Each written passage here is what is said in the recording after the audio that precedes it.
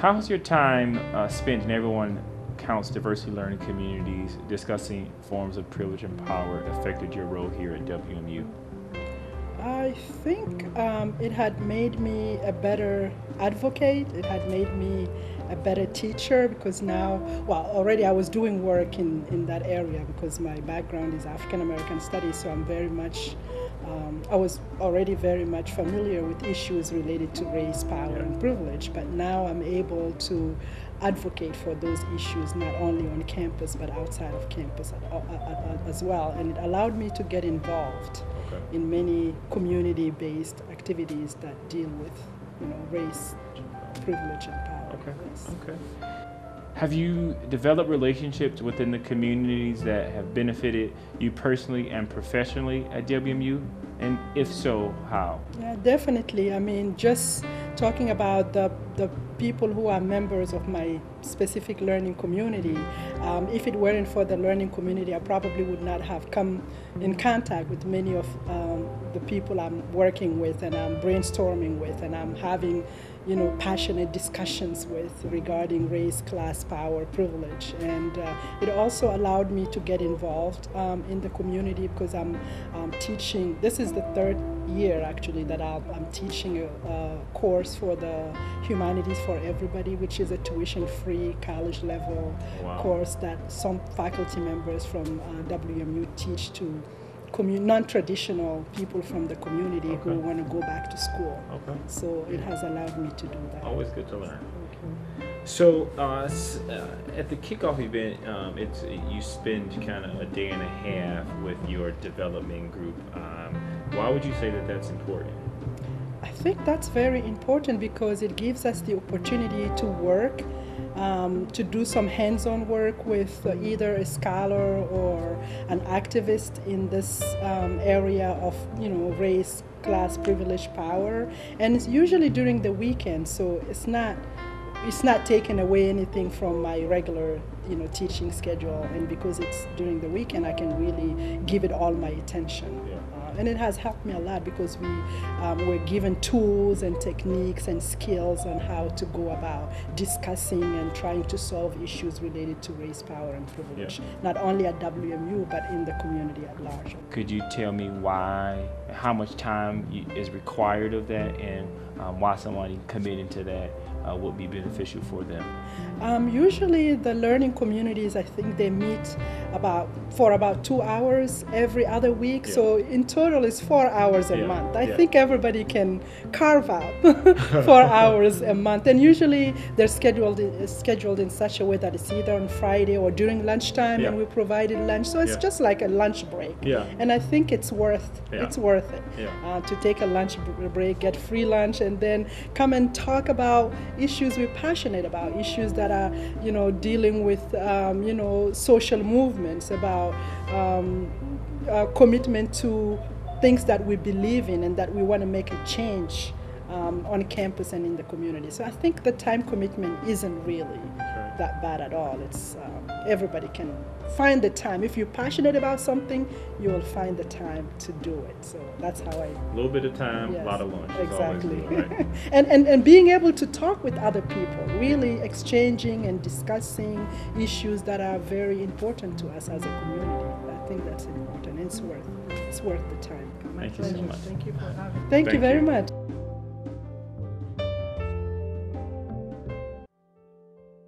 Dr. Dunn, can you tell us why is diversity important to Western Michigan University? Well, first of all, I think that a university, to be a truly great university, must be a diverse university. And when we talk about diversity, we mean that in the broadest context. We're talking about obviously race and ethnicity, religious convictions and views, political perspectives. All of it is very important. And so to be a truly great university, it's important that the voices of the people collectively that we represent are heard, are understood, respected, and valued. And the only way you can really get there is that you need the peoples of not only the United States, but on this campus of the world to be here. And what a great gift that is to all of us to help broaden us as an individual, certainly as a university, and to be really preparing students for a world that is clearly increasing in its diversity. Why is diversity important, not just in the United States, but in the world? And how are we preparing students for that world? We're very, very fortunate here because our strategic plan talks about being learner-centered, discovery-driven, and globally engaged.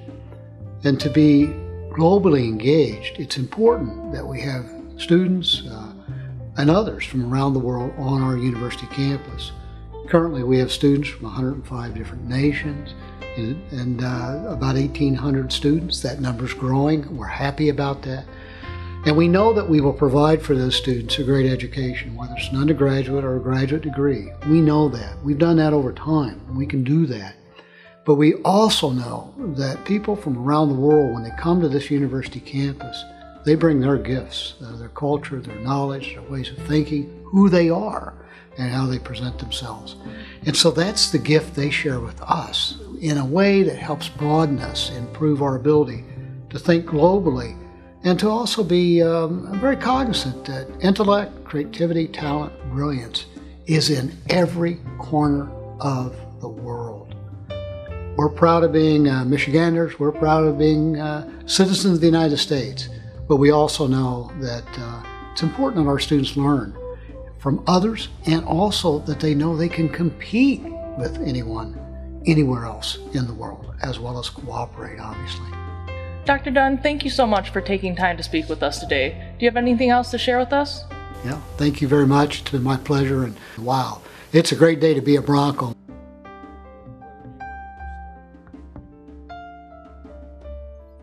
Could you speak briefly on Western Michigan University's commitment to diversity and what role diversity will play at the university in the 21st century?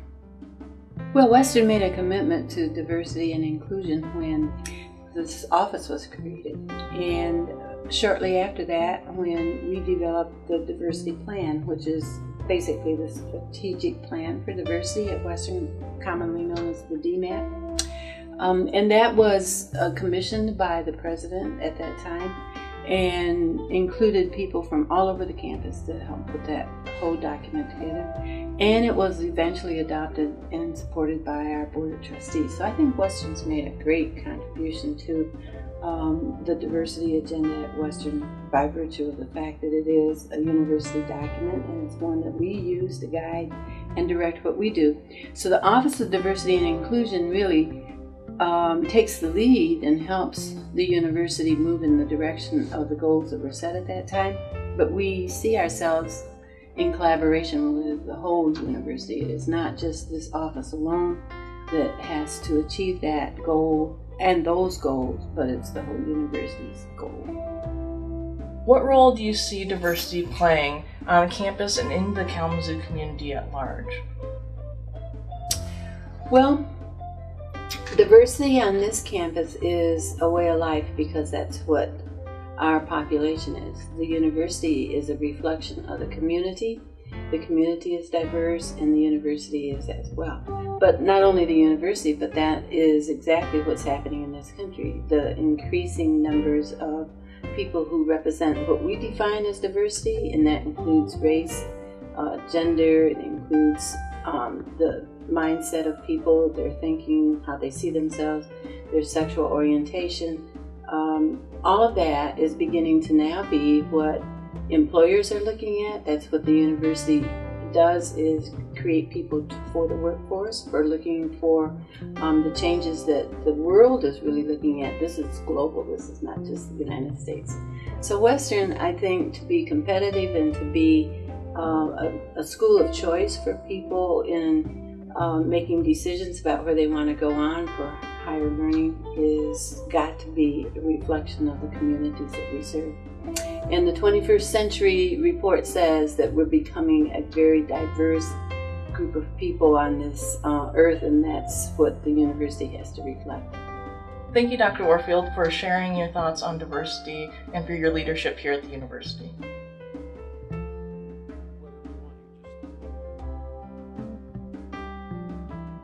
So Everyone Counts has a kickoff event. Could you just talk to that a little bit? Yes, that was at the beginning of the fall semester. It was a 2-day event, and that by and far was the largest time commitment. We did a Friday and a Saturday. The Friday was during work time period. Saturday was our personal commitment. However, it was a very intense and very much worth the time spent. We had a lot of a bonding experience. First of all, it was a lot of growth time period, a lot of learning about exactly what we're entering into. But it also was kind of the cement that got the individual groups going together, and all of the groups bonded as a whole too. And you mentioned commitment. Through the length of Everyone Counts, what's the commitment for the learning communities when they do meet? Yeah, it goes basically for 2 semesters, the fall and the spring semester, and we meet twice a month for 2 hours at a time. We do it during the lunch hour, so there really is not a lot of time away from the office. I spend about 2 hours a month away from my office outside of my lunch hour.